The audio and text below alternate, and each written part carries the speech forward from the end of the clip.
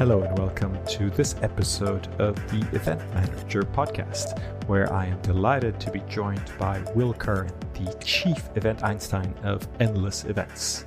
And the topic of this podcast is the ever-changing role of production in the event industry. But we don't just talk about that, we talk about so much more. We talk about if we will ever be able to order whole packages for events online. We talk about content and how it builds authority and relationships and how it's a core strategy for endless events. We talk about how designing your own job, something that Will does very well, and having small scheduled family and friends breaks prevents burnout. We talk about how the pandemic will raise the bar for all events. And we talk about how sustainability and DEI are more important than ever, and how hopefully a benefit of the pandemic will be an improvement in these areas. We conclude by talking about how VR games and those types of environments may be the future of the event industry. I hope you enjoy this podcast, and please do invite others to subscribe and to download the podcast and rate the podcast wherever you get your podcasts. Thank you very much for listening.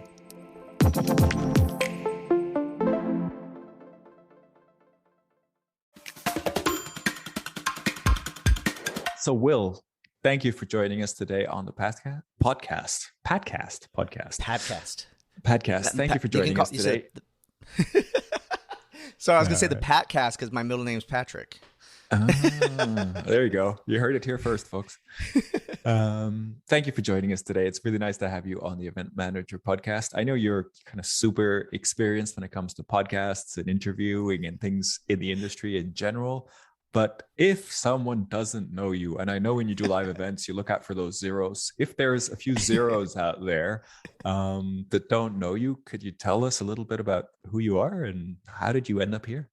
I love that. Yeah. When I say like at the beginning of my session, how many people haven't heard of me? And like, I see a bunch of hands go up at that point, or, zeros in the chat. Then I go, oh my gosh, yay, I get to like talk to a new audience. But no, yeah. For those who haven't heard of Endless and myself before, my name's Will Curran. I'm Chief Event Einstein of Endless Events. We're basically a nationwide event company inside primarily the United States. We also service Canada and also a little bit of Mexico as well, but primarily focused on the United States. We have three podcasts now, which is how we originally met on the Event Icon show and through IMEX and everything like that. Just basically trying to help educate the industry as much as possible and try to break things a little bit, kind of do things a little bit differently than everybody and have fun along the way. The bright yellow, green, kind of endless colors, definitely stands out. Exactly, because everybody wears black in the industry. They want to like blend in, don't see me, and we're like, we want to wear lime green. We want people to know us. We want to be excited. We're the guys that are running around high fiving everybody at the events. We like to have some fun. But what do you consider yourself an event management company, a production company, an AV company, all of the above? A little bit of all the above. I think that the transition for our company, we primarily, if you had to give us a label, which like labels are so hard in the industry because, a production company could mean three different things in our industry, right? And if you go outside the industry, it also could mean a film production company. But for us, production company is probably the best label to be able to describe us.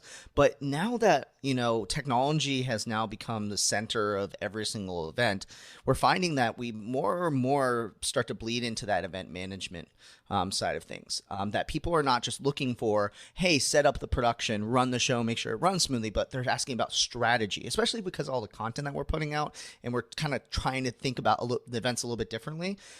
People are really pushing for a lot more management level kind of services, right? It's no longer just, oh, hey, the production company sets up the stage and runs it, but instead it's, oh, I need you to also find the furniture that's going to be connected with all the TVs so people can virtually conference in. I need someone who can, build out all of the content as well, because, whether you liked it or not, now we have to edit a million videos after a conference because of all that post-recorded content. So definitely still, we describe ourselves as a production company, but, it's tough because we're also not a full-blown event management company yet. Nice. Yet, yeah. No, it's interesting because we're seeing a big trend. Just releasing it tomorrow, actually, the hybrid event evolution guide that we're releasing. That someone very well, Brent Kruger, wrote with us. Awesome. One of we did a survey recently about who is the first person or the first type of company you go to when you're planning a hybrid event? And the top answer is now the event tech. It's the virtual event Yeah. tech provider, which is a little bit surprising. I mean, we gave a lot of options, and that was one of them. Maybe if you kind of bring a few options together, that might be a bigger number. But is that something that you're seeing? And are you kind of, I guess, the outsourcing for some of those companies, if you don't mind revealing, or do you kind of see yourself in a different role and not necessarily partnering in that way? Yeah, no, definitely saw a complete flipped in script for sure. Like I used to joke that, the technology was the last thing. It was like the cherry on top. It was the thing that get like the breadcrumbs at the end of the budget. But then, because of the pandemic, it completely shifted everything where everyone came to us first and said like, what should my budget be? And it dictated a lot of ways. And definitely Endless's model of our company has always been that we believe that technology is moving so fast that it is unwise, not smart, to be able to dig your toes in and say, this is the exact technology you need to use. Because, we very much thought that same way when it came to physical technologies and AV is that, for example, LED technology. We didn't want to buy 1,000 LED lights because literally next year they would announce one that's twice as bright, twice as good. And it's definitely that, Moore's law of, every year, everything like multiplies exponentially getting better. So we've always thought that owning the technology was the bad idea because it moves so fast. But instead, what you do is for us is because of our position in the market, we have such thought leadership that a lot of these technology companies are coming to us saying, please use us, please use us, please use us. So we have this kind of wide breadth of being able to tap into any technology. And then our kind of special sauce is our implementation and how we do it. The ability to take things off of the plate of the planner, make their life easier. And that's very much like, our mission statement is to create the equation. So the idea of taking something complex and distilling it down to the simple equation is really what we're all about. But definitely, we're noticing that people are coming to the technology companies first to say, like, what do we do from here? And that's given us a really, really good position in the industry. So you're seeing a lot of people going to the C-Vents and the Hop-Ins and those, and then do you work with the tech companies, or do the people come to you as like an additional kind of service? Both. If the client's coming to us and says, I have no idea what I'm doing, just help me figure this all out, we'll piece it all together for them. We'll ask them all the questions to find what platforms or what technologies they need, what hardware they need on site, what their layouts look like, all that sort of stuff. But then also too, because a lot of these tech companies got so busy so quick, they came to us and started saying, we need you to just help us implement, right? And that's, again, I think a very common characteristic with these technology companies is they're technology companies. They're not designed to be event management, event production, event planning companies. They're just like, let me build this awesome app and give it to you. Can you just run it all? And for most planners, they're like, I need someone to do this because now I have 4,000 other things I have to do on top of it. So it is quite funny. And I think a lot of the tech companies are, in an ideal world, they want to be SaaS companies, right? They want to have this tool that you just like go run and use it. But what totally. I think is very much, especially on the B2B side, is planners don't really have the capacity to just like learn production and figure it all out. They could theoretically do it, but it doesn't make sense, right? So you need this extra resources, and how they find those extra resources is really, I find that fascinating, because I think in a normal in-person event, the AV production side of thing would always be a sort of separate thing, but now it's not necessarily, or at least in the way it's kind of sourced, it's not separate. Totally. It's 100% integrated. And you're right that, a lot of these companies, they're targeting the enterprise grade, is what they want, right? There's kind of this life cycle of a SaaS company that you start off kind of being B2C, like individual, like you $20 a month plan. And then you're like, oh, well, wait, having 1,000 customers at $20 a month is way more pain in the butt than having one customer that's paying you 20 grand a month. So what they end up doing is trying to like move up market and go to enterprise. But what a lot of them aren't prepared for is that when you go to enterprise level, the hand holding is like so much higher. You have to really be able to give the tender loving care to these customers because they're spending a lot of money with you. And I think that a lot of companies end up failing because of that, because they aren't prepared for that. They want to just have this model of, sign up on our website, you take care of everything, self-service, good to go. But especially in the events industry, No one does it. No one. Look at all the. Let's talk non-event tech. Like, let's look at furniture, for example. Like, all these big furniture companies, they wanted to set up these shops where you could go in and order the chairs and place your order. Boom, good to go. It comes and delivers, and then they're good to go. They all tried it, and none of it worked because everyone wanted to talk to a sales rep. They wanted to get advice on what was best. They wanted to, negotiate a deal, all those things like that. So I think that very much we're seeing that same effect happen to event technology companies. Why do you think that is? I mean, is that just the nature of events? They're so high touch and need personalization that's never going to change? Or do you see that changing at some point? Yeah, I think it would be cool for it to change for sure. And I think it could change in the future. The same way that, for a long time you'd go into a fast food restaurant and you'd be like, why am I ordering from a human? I can just do this on a screen. And now all we do is do it from a screen. I think that the industry has a level of expectation of what it wants, right? And I think that comes in with it as the first starting point. But I think also, if I were to take a really hypothetical guess at to why people don't like the self-service model is because, our industry lacks a lot of certification and barriers to entry. And so I think our industry really tries hard to make what we do really complicated in order to prove value of what we do. So can you imagine that if you told your boss oh yeah, I just went and ordered the furniture. I went down the shop and, ordered a bunch of things and it just showed up, right? They'd be like, and why do we pay you to be, senior event planner on our company, right? So I think a lot of times that we have this false stipulation that we have to make things complicated in order to make ourselves that fifth most stressful job in the world, rather than trying to find ways to make things simpler. And then I think a little bit, maybe dash a little bit of fear of technology too. I mean, this last year really showed us that people in the events industry were really technology averse. They were afraid of apps. They're afraid of technology, right? You see it with, how many people that are still using Excel to do their spreadsheets rather than putting in Google Docs and collaborating on it. So I think that you add this fear of well, what happens if I place the order and it double charges me, or, anything like that, you're just really worried about making this big purchase. And then let's also dash in the fact that they're all high ticket items as well, that, you don't go online and order a Bentley online in a shop, right? You order a Tesla online, right? You can order a Tesla online. I was about to make that exact analogy. And so it kind of takes that first mover advantage. And then you kind of, what was smart about Tesla is they targeted the early adopters, the really technology people that were totally cool, putting down a deposit and hoping their car showed up at their house, a month later. So I think it'll start to happen over time. And I think that what you're going to find is that there's been the rise of the event tech nerd over the last year as well. The people who are really nerdy about platforms and apps, they're now the heroes that everybody looks to.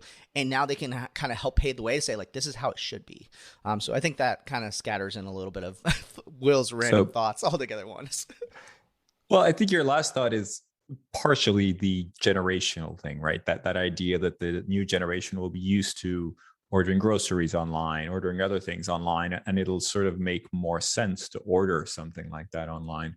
But can you see a future product where you, I don't know, order a hybrid event for 100 people at the Javits Center, and there's a sort of package, that you just go okay, order this. It costs, I don't know, $10,000 and it'll be delivered at this time. And you show up and you tell them where to place the chairs.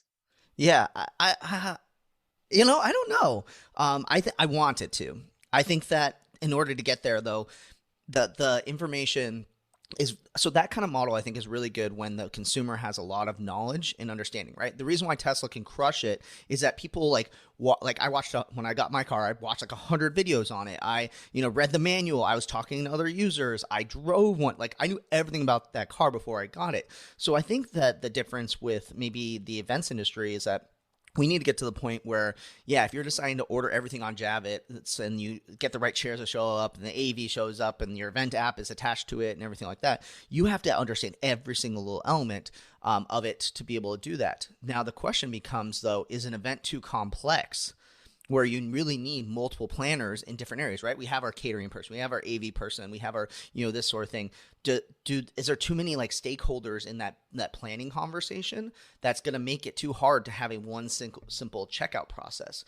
Now, the question becomes, I think the first step will be each individual element of it, but that's not going to make things easier, because now we're still managing 5 different vendors and everything like that. So maybe it'll take for, one single event management company to be like, yeah, we can order everything online. But again, if you do that, your model totally changes, and now your value for what you're doing is totally different, right? It's about execution, it's about marketing, it's less about, customer satisfaction, or I guess less about you demonstrating your unique skill that you have. Interesting.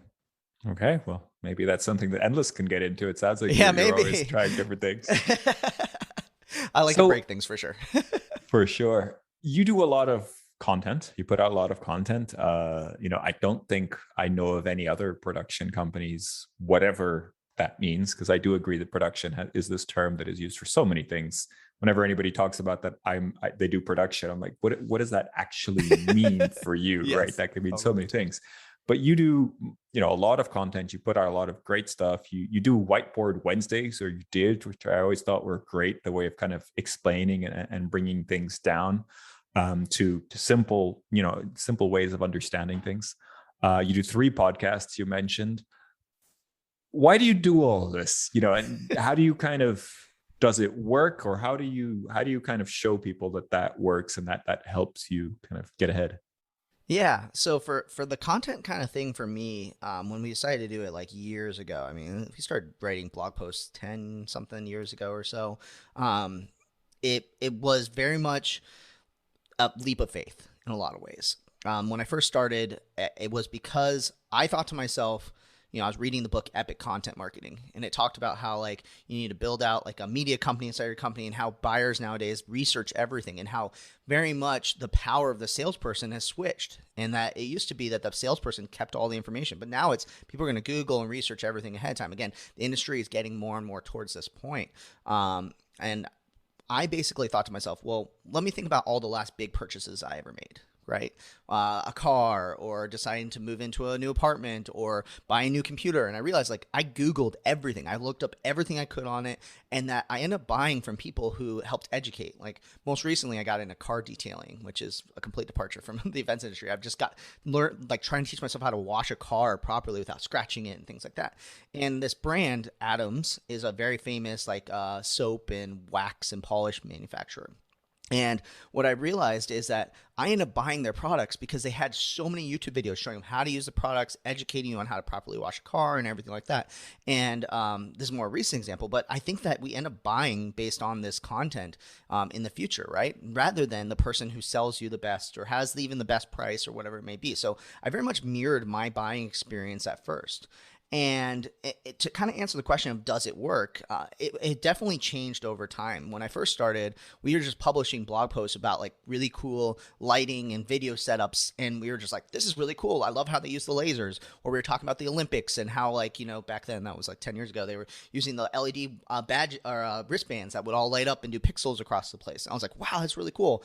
And what I found is immediately my customers who are already kind of familiar with my brand were going to the blog and saying, oh, I like that. Can we do that at our event? And I realized an immediate opportunity to do upselling. But then what I realized is that it can also be used to attract a new audience. And so what we started seeing value in is that when we started publishing, we started ranking on Google for certain keywords. Deciding to talk about event trends. We wrote a trends article. Oh, wow, that ranked #1. And then people would come in. And then once you kind of figure out a funnel to be able to capture their information, keep them subscribed and engaged, it started working really, really well. And what I kind of realized, my kind of ultimate aha moment was actually probably the year I first met you, is when I went to my first IMEX. And it was really wild. I remember the moment when I was like, this works, is that I was standing next to Sean Holiday from Crowd Mics, and we're just sitting there, and he knew everything about IMEX. I barely knew anything about IMEX. I didn't even know what IMEX stood for, what it was, I just showing up. And I'm standing there with him, and he's talking about the where the tech startups kind of compete to win the title of best tech startup of IMEX. And I was like, oh, cool, this is really neat. He's like, yeah, this company's here, and I've never heard of any of these companies before. And he goes, and then all of a sudden, this woman walks up to us and goes, oh my God, hi, Sean, it's so great to see you. Gives him a hug, blah, blah, blah. And he's like, and then she turns to me and goes, and looks at my badge and goes, you're Will Curran from Endless Events. And it's Dahlia. And that was the first time I ever met Dahlia. And I was like, I've never met Dahlia before. She had heard of me and she was a huge fan. She like couldn't wait to talk to me. And I realized it was because that content that we were putting out, it built this kind of authority for us in the space.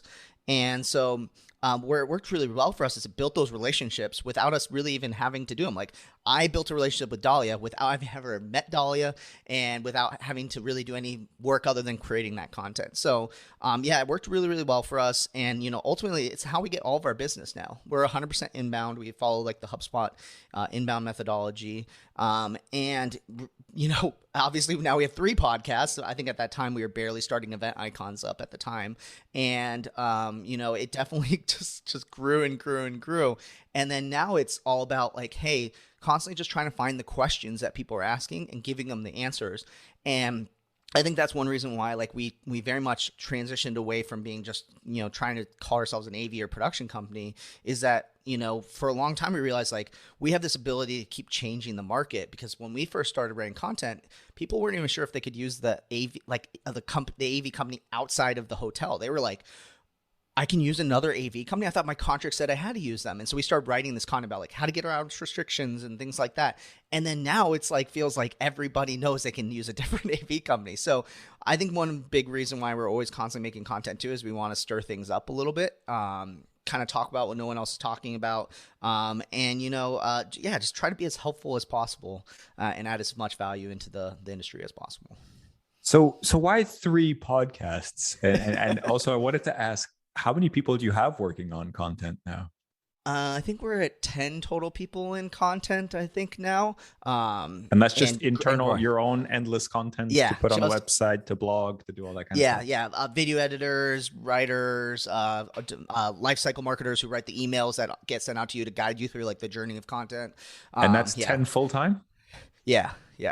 Wow, that's a big department of the company now. Yeah. Very, very big department of the company. It's ironic. Now it's one of the smaller departments. We're now growing that department. We kind of like have a life cycle. We grow marketing and then we grow sales and then we grow operations and then we grow all the admin stuff kind of as we're doing things. So what's funny is like, it's actually one of our little bit smaller of our departments now. And now we're growing it even more because we're continuing that life cycle. But yeah, why 3 podcasts? Well, it started with Event Icons, which was selfishly my chance to use a Blab, which was like a video chat I don't even call it podcast. It was like everyone could hop in and out, and a couple people. I remember it well. It was like 4 people on a mobile phone. Yeah, 4 people on screen. Yeah. I was gonna say you probably were on when we were on Blab. And it was just honestly, it was my chance to experiment with it. I was very much about like, playing with social media platforms, and people were really talking about it. I was getting a lot of buzz. And so I was like, I want to try this out. And honestly, I had no intentions of it being like now running for like 5 years straight. I was like, maybe if I get like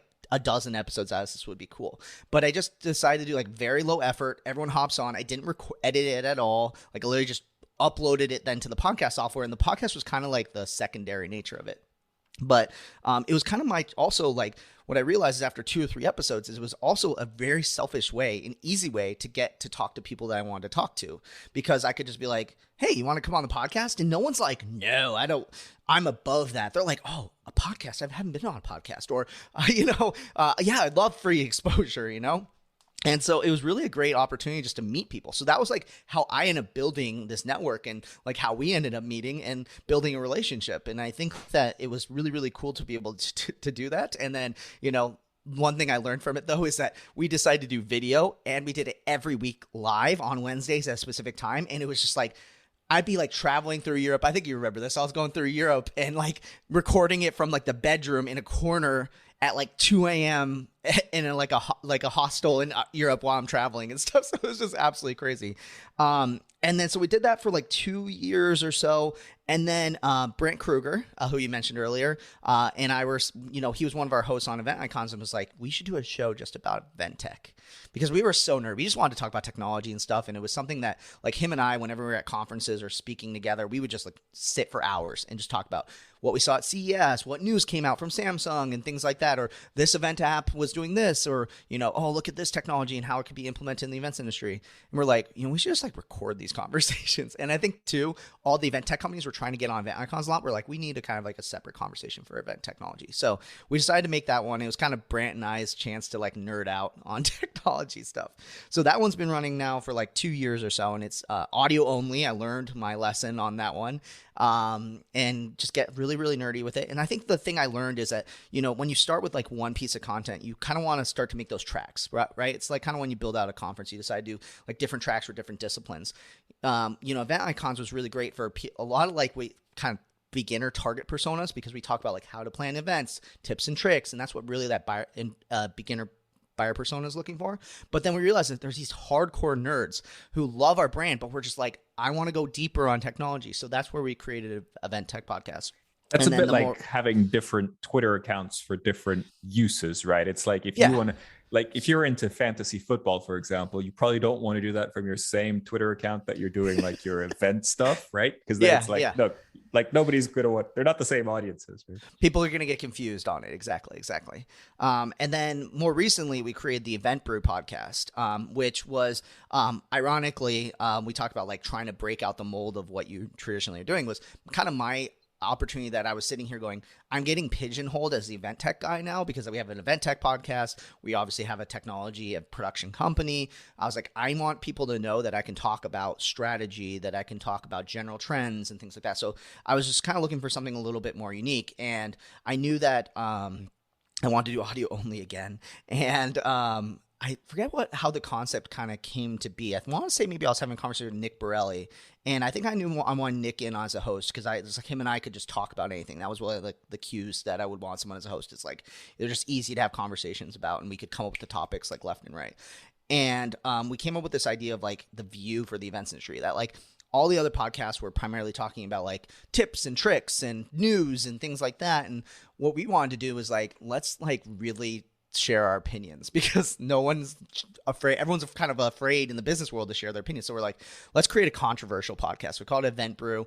It was centered around this idea that we'd always have something to drink at the beginning of the episode. So you always hear us talk about what we're drinking at the beginning of every episode, and was just kind of a chance to like share our opinions, our thoughts, and just really, we call it spill the tea. Just get really controversial sometimes when it comes to nobody drinks coffee on the podcast, right? Everybody drinks different types of tea. What's ironic is, no one drinks coffee, which there's a coffee like mug on it. So like Tui and I are more tea drinkers. I'm very much a tea drinker. Tui's like mixed between tea and like juices and things like that. Nick is always drinking something incredibly disgusting like Mountain Dew or something like that. And then what you'll find is like Dustin's the beer drinker. So he's constantly has a different beer on the podcast.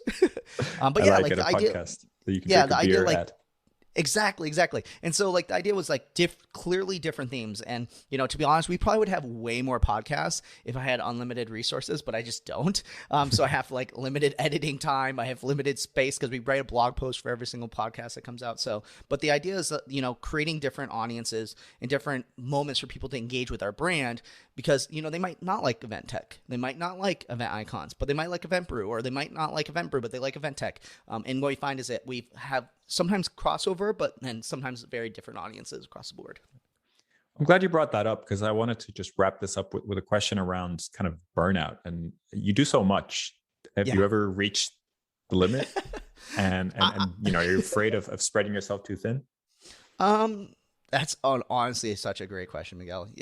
You know me so well to ask me a hard question. I think I haven't quite reached the level of burnout. I work really hard to like build little breaks along the way to be able to avoid this ultimate need for like a long vacation or whatever it is. So there's a couple of things that like kind of key in that allow me to avoid burnout. First is I love what I do, right? Like people ask me all the time, like, oh, if you were to sell Endless, or if you were to, exit Endless, or, what would you want to do? And I'm like, I don't know. I literally get to like design my job every day. I get to do the things I love. Like I wanted to learn about video content and creating video content. So like we created Whiteboard Wednesday so I could learn how to film a perfectly white whiteboard and all these things. That I learned a lot about cameras during the time. If I want to, learn about a software, I'll just go do it. So that's one important thing, is I'm like, anything I'm passionate about, I have the ability to go towards.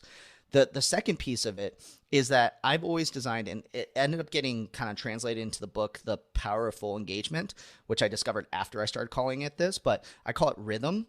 the idea that it's not about like a big long break. It's not waiting for winter vacation or the 2-week vacation you're gonna get, but instead it's about the little breaks along the way. Especially for event professionals who are usually working Fridays, Saturdays, Sundays, you usually don't get a traditional weekend to kind of reset each week. So what I started doing is building in little breaks along the way. So most people don't notice, but like Tuesday night I go get dinner with friends. Wednesday night I have a board game night. Thursday night I go see like every movie that comes out in theaters. So I'm a huge movie buff. And then Fridays is usually like hanging out with friends. Saturdays, sometimes hanging out with friends again. But then Sundays, like I disconnect. I do a little bit of planning and plan for the next week. But I very much focus on like watching movies, vegging, turning off my brain. But the idea is like having these little breaks along the way to kind of catch my breath. Rather than trying to like hold my breath for an hour and then try to get one big breath in at the end. And that's really helped me avoid burnout. And also too, just I really love my team. They work so hard, and we see so much stuff that ends up happening around Endless, and it's not all just Will Curran. Most people don't realize that, but my team's absolutely incredible. So I'm able to delegate to them. They're able to crush it. They're able to make the work happen. And so I think the mix of those three things has really allowed me to avoid being burnt out.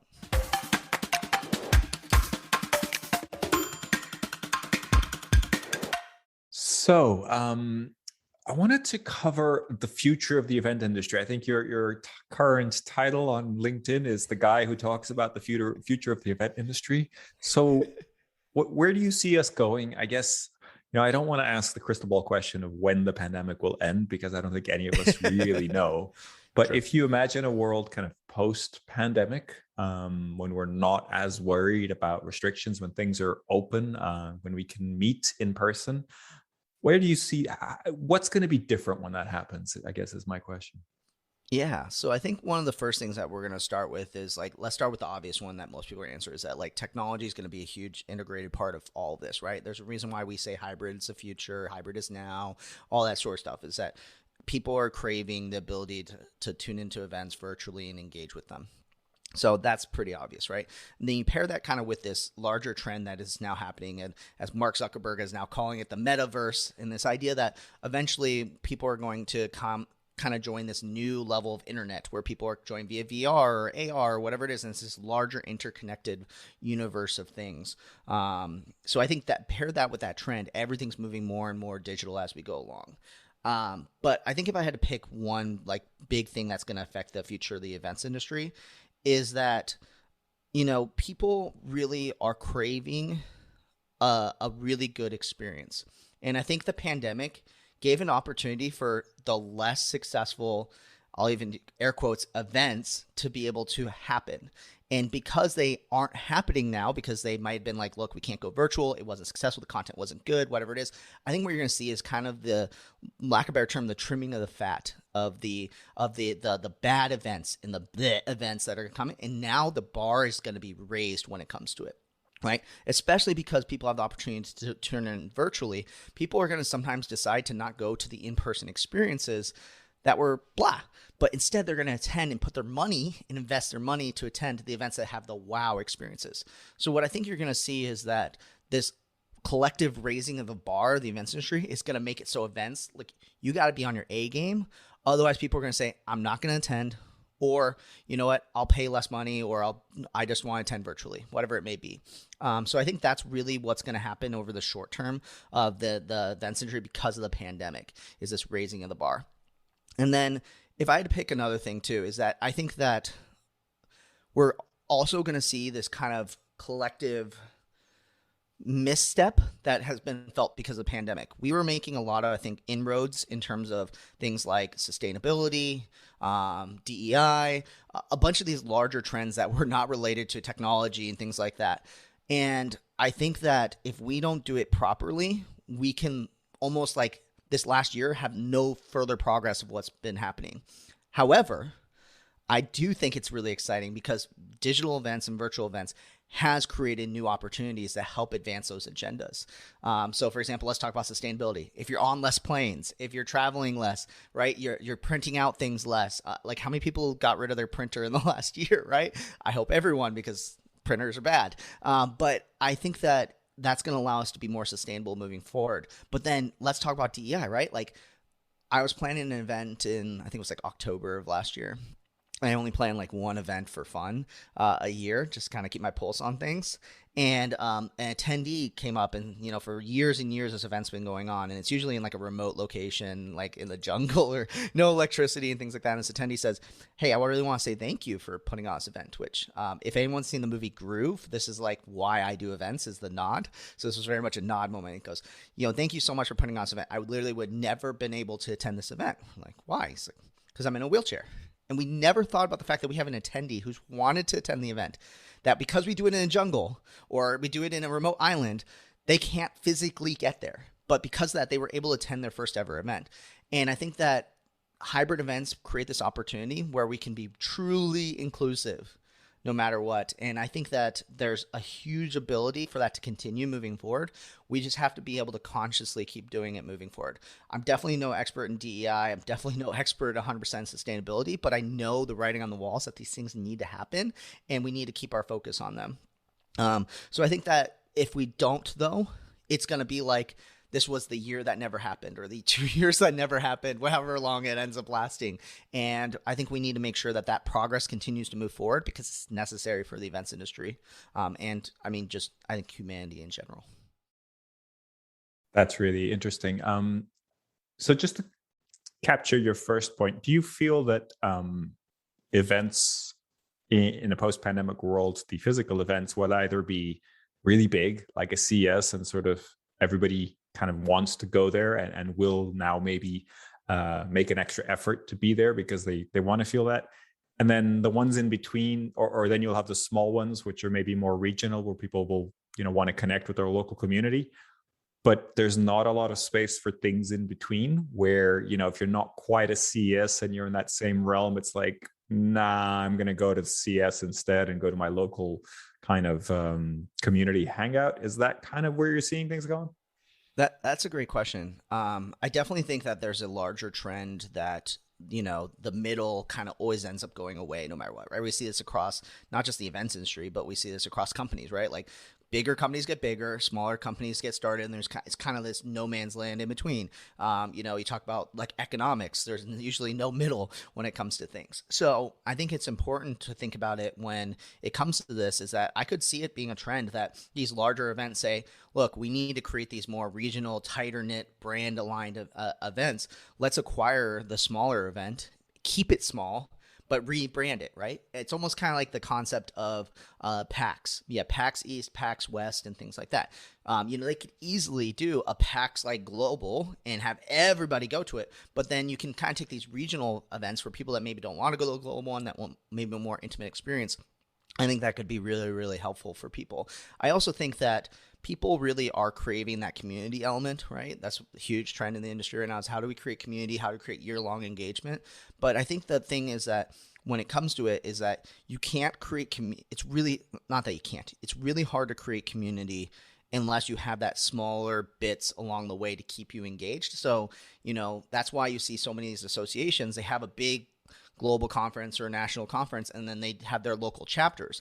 But the problem is that you're not really giving the same brand alignment, the same technologies, things like that to those chapters. So they really feel like a second-hand experience. So you'll hear like so many people who are part of associations but never go to the local chapter stuff because it feels meh.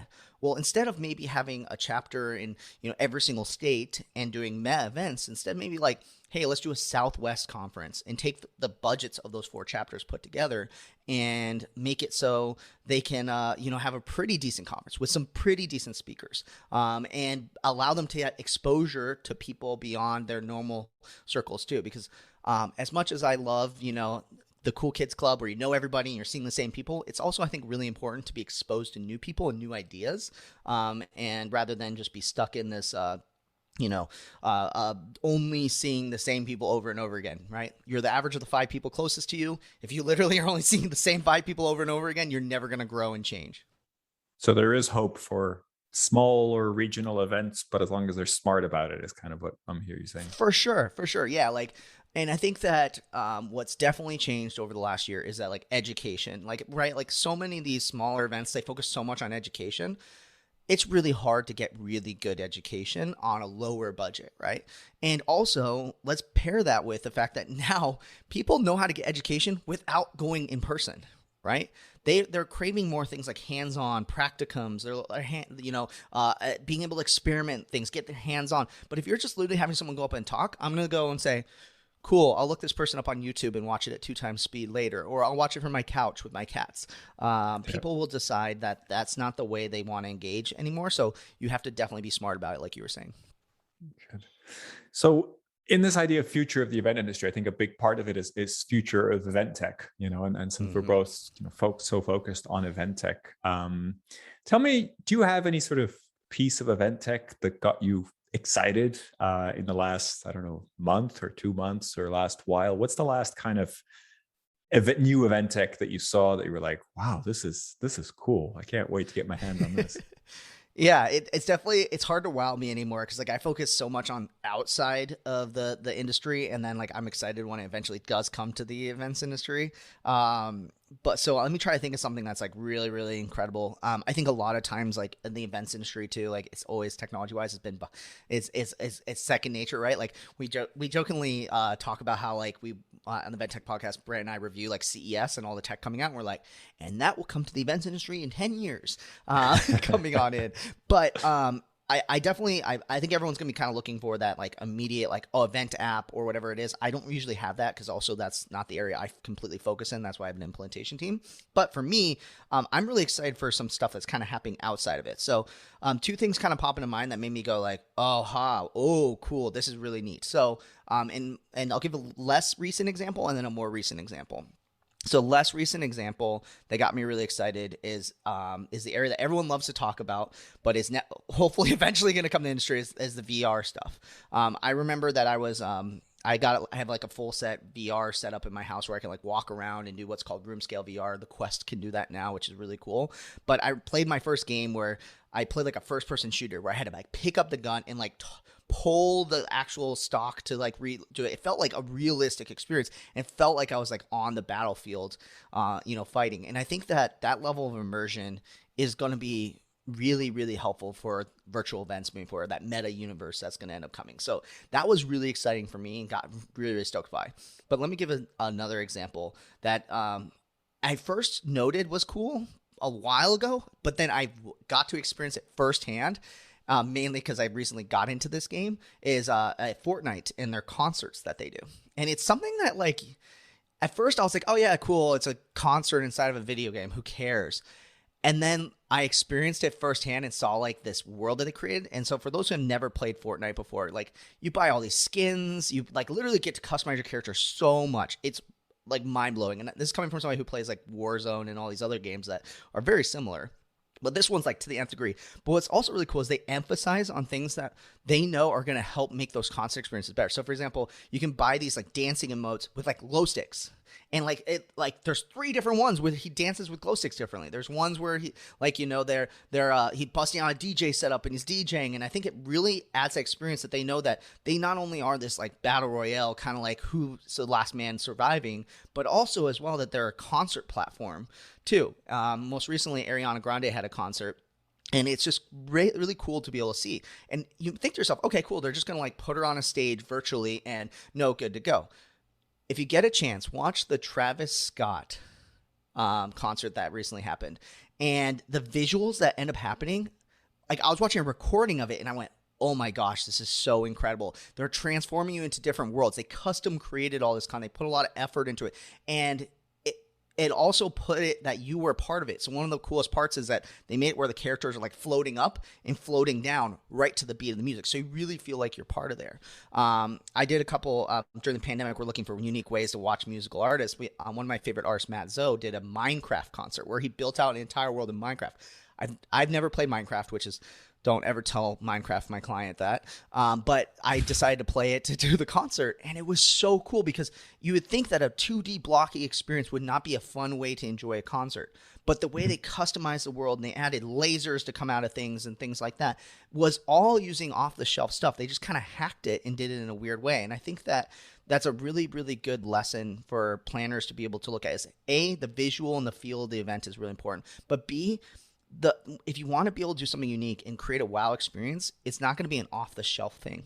It's going to be that you trying to figure out how to hack something to do something weird. You might have to actually kind of break things. I know that obviously you guys started the event props break stuff. And I think that that's a great example of trying to do something a little bit differently. And, I think that's where I've always seen success is taking something that might not have been purposed for something and instead tweaking it just a little bit. And then people go, whoa, how'd you do that? Well, that's the definition of hacking, right? Yeah, exactly. I mean, so what you're saying, I've been thinking about this for a while, and I had some interviews with other people about similar topics. And I definitely see a future where, we always talk about engaging online experiences. And when you talk about Fortnite and Minecraft, they're definitely engaging. People are playing these live. They're playing this with each other. They're spending hours at this. Do you see an opportunity for kind of video games that are actually business related? So if you kind of see a business video game, but if you do it well and if you do it in an immersive way, then that could be the conference. Like you talked about a practicum. Why not do a practicum through VR, right? Yeah, totally. I think that's a great way of thinking. And I think that's why this larger platform, this metaverse that's eventually going to exist would be so smart is that, right now it's, you have to go from Minecraft. And even like in this case, Minecraft to Fortnite, they're on completely different platforms. One's on a computer, one's on the PlayStation 4 or PlayStation 5. And you literally have to move and disconnect and do these sort of things. But, I'm imagining a world where, I'm having a conversation with one of my employees about something. I need to go and speak at a conference. I then just literally transport, / command, go to conference. And I go to it and then, oh, hey, I'm going to go attend a conference and I go to that and it's all within one single platform. And I think that will help a lot in making it easier. But I'm also thinking, when it comes to event professionals, some way that you can implement this is like you said, like maybe instead of deciding to do the speaking, through a live stream, what if you put everybody in a game of, a Warzone or Fortnite, and then, but you still stream the audio, and then you make a stage in the platform, and then have everyone literally use their controllers to move around, and that's how you attend that talk.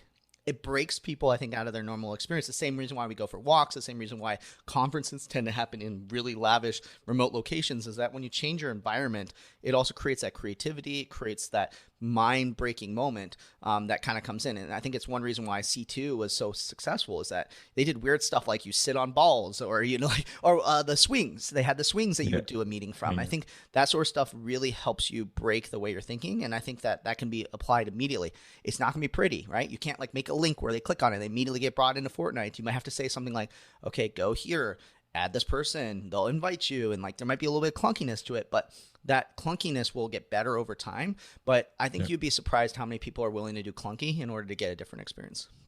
But if we're talking about something like a breakout where you're in that room to learn something, would you ever imagine that breakout then being a level of a game?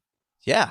I mean, maybe it's something like you tie it into the experience too. Like, let's say, for example, I'll try to choose like an easy analogy. It might be like something related to building, right? And building a culture of a company. Let's make that's the talk. We're all talking about building culture. How do we build culture within organizations? What if you literally put everybody in Minecraft and you gave them a certain blocks and you helped, like you said something like, well, first start with a base layer of your house. That is this. Oh, like the Lego serious play kind of thing, but like a virtual room, right? Exactly. And same kind of concept. And I think that the best talks that we remember are the ones that do that sort of stuff. I don't remember many talks where I sat in a chair, listened to someone on a screen or even on a stage and was like, oh my gosh, this changes completely how I'm going to do business or how I'm going to be as a person or whatever it may be. But the ones that make those subtle little things are really, really, I think, where the difference gets made. That's really interesting. Yeah, thanks for going on this little journey with me. I think it's always interesting to kind of extrapolate and figure out where we think the future might go. Absolutely. Will, it's been a pleasure. We're almost wrapping up. I just wanted to ask you for a recommendation for someone who you think we should invite to also be a guest on the podcast, because we'd like to kind of continue this chain of goodwill and smart people to have interesting chats with. Yeah, absolutely. This is the hard question. I was like, I knew this question was coming and I had to have an answer ready to go. And I still don't have one 100%, but and it's also tough because I'm trying to remember who you've had on the show already. But don't worry. If it's someone we've had on the show, I'll tell you and you can think of someone else. Yeah. What's an easy answer for me? I'll choose an easy answer and then maybe I can come up with a better one. But the first one, have you guys had Brand on yet? Not yet. He's been Okay, at so quite a few of our events, but he's not been a guest on the all podcast. right. Brant's a good one. Obviously, him and I are really easy. We're very similar too. So, like anyone who's listening to this, if you like me, check out Brant as well. But if I had to pick someone else who would, kind of break things and do things a little bit differently, I would say find one of those artists, a DJ, maybe like Matt Zoe, for example, who did that Minecraft series. Find someone who did a really cool concert experience, something that people thought could not be replicated online. Is the idea of being at a concert, being around all the people, but create this experience that people walked away and wanted to talk about. So like Matt Zoe, I would recommend, for example, a lot of these EDM, Insomniac has been doing a really, really great job with it. I think those kind of people are where we need to think about when it comes to the events industry and where we have the potential to use virtual to create these memorable experiences that we thought couldn't be replicated online. That sounds really good. I think it makes sense to get people who are essentially creating events, but don't necessarily think about it as in the same way as the event industry people might, and then kind of picking their brains and figuring out what's interesting and how they see things differently. I think that's excellent advice. Absolutely. Thank you so much, Will, for your generosity, for your time, for being with us. I hope you enjoyed being on the Event Manager podcast. And where can people find you if they don't know where to find you already?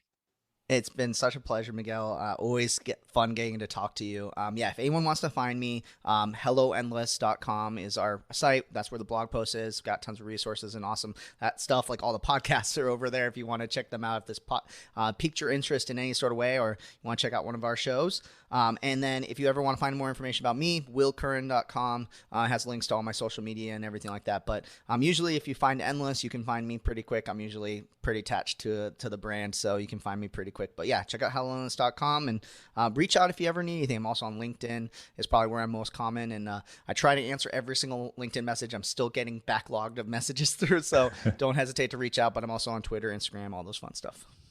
Excellent. Thank you, Will. The chief Einstein of Endless events. Woo! Oh, yeah. Thank you for listening to this edition of the Event Manager podcast. Please subscribe and rate the podcast wherever you get your podcasts. For the latest news and the best articles on technology and innovation in the event industry, head over to eventmb.com.